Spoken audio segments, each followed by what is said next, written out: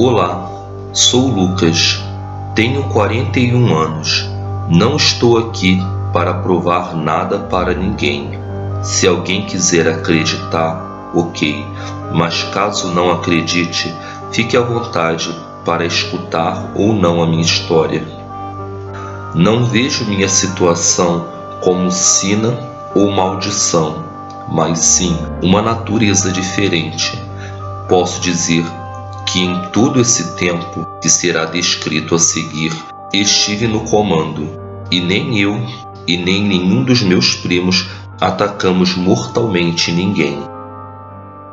A partir dos 9 anos, comecei a ter fortes dores de cabeça, o que gerou uma certa dificuldade no processo de ensino-aprendizagem na escola por conta da dor.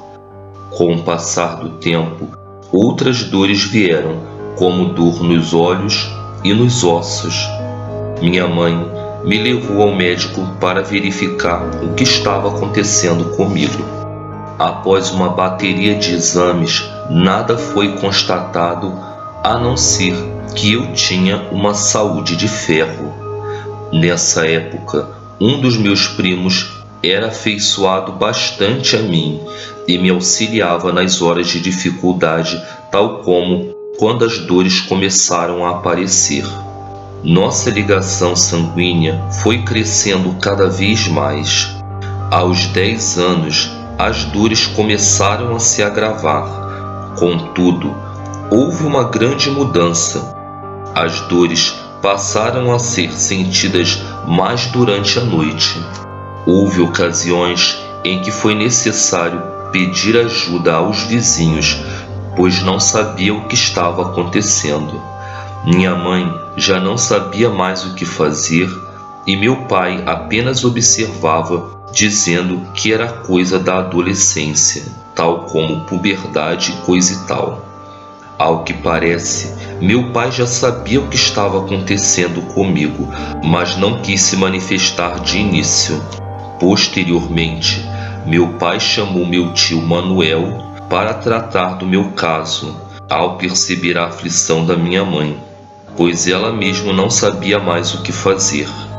Meu pai, minha mãe e meu tio se reuniram para conversar sobre o meu caso.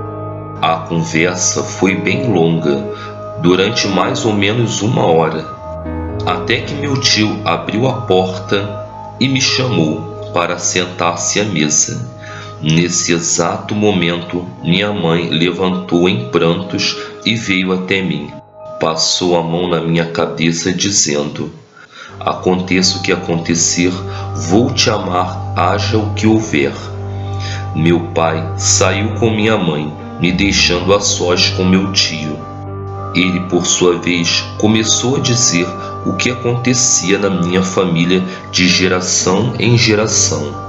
Quando ele disse pela primeira vez o que eu era, eu não acreditei. Cheguei a entrar em pânico, pois não sabia como minha vida seria a partir dali. Meu tio passou a frequentar mais minha casa, e com as dores aparecendo toda noite, foi crescendo o desespero, pois eu temia pela vida dos meus pais, uma vez não sabendo a que horas eu poderia me transformar ou se saberia me controlar. Um dia, meu tio me levou para o sítio dele. Lá, ele começou a dizer que minha transformação ocorreria aos 13 anos. Porém, ele me chocou ao dizer que eu ficaria acorrentado até desenvolver o controle e a consciência do que eu era e o que eu poderia fazer. Ele jamais saía de perto de mim durante essas fases da minha vida, me dando todo o apoio necessário. Numa certa noite, meu tio havia me acorrentado numa árvore, com as mãos para trás, e pôs um aguilhão nos meus pés.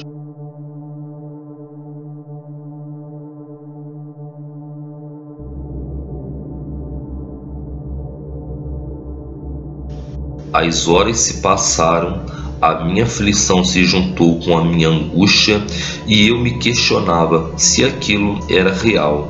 até que as dores começaram, só que bem mais fortes do que antes.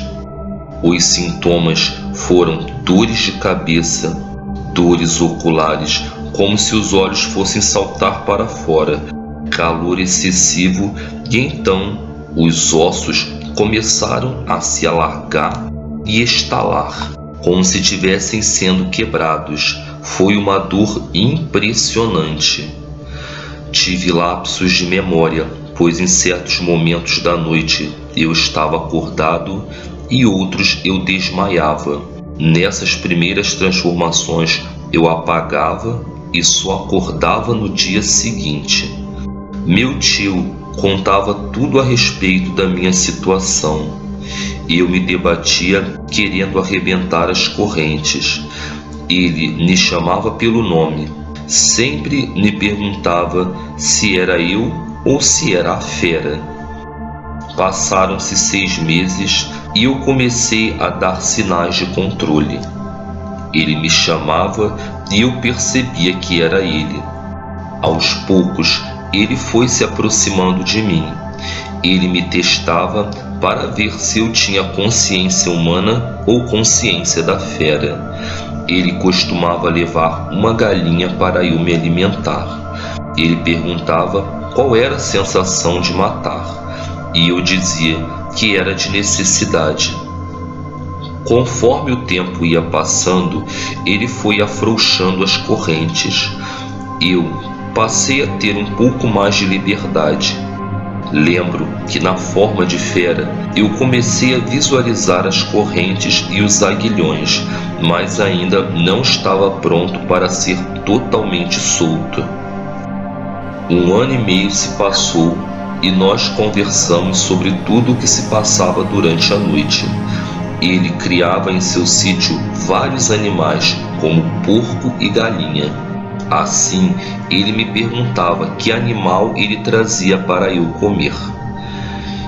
Era como um teste para saber se eu estava com consciência humana. Nisso, se passou mais 2 anos. Foi o tempo de transição até que eu tivesse domínio da fera. Enfim, chegou o dia em que ele começou a falar da família e explicar mais coisas, pois aquilo era normal e vinha de gerações passadas.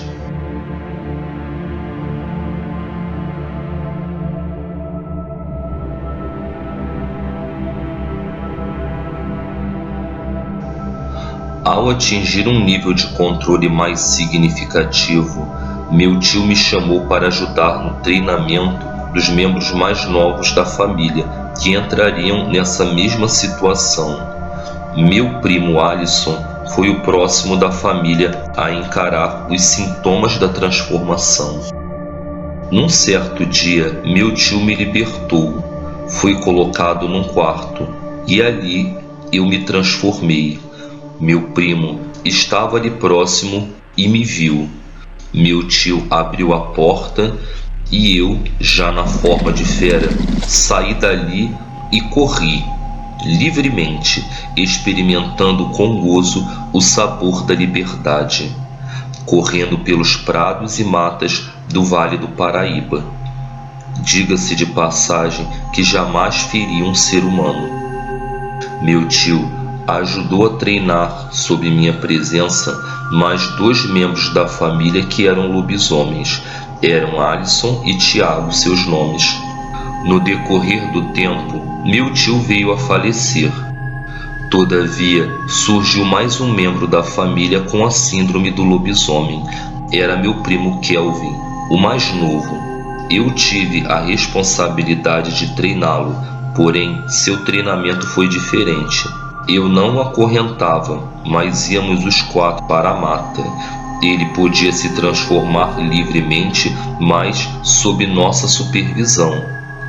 Como éramos 4 feras, houve a necessidade de irmos atrás de um animal grande, tal como um bezerro, mas mesmo assim sem deixar rastros de nossa presença. E assim levamos a vida até os dias de hoje, nessa condição diferente de nos transformarmos na fera.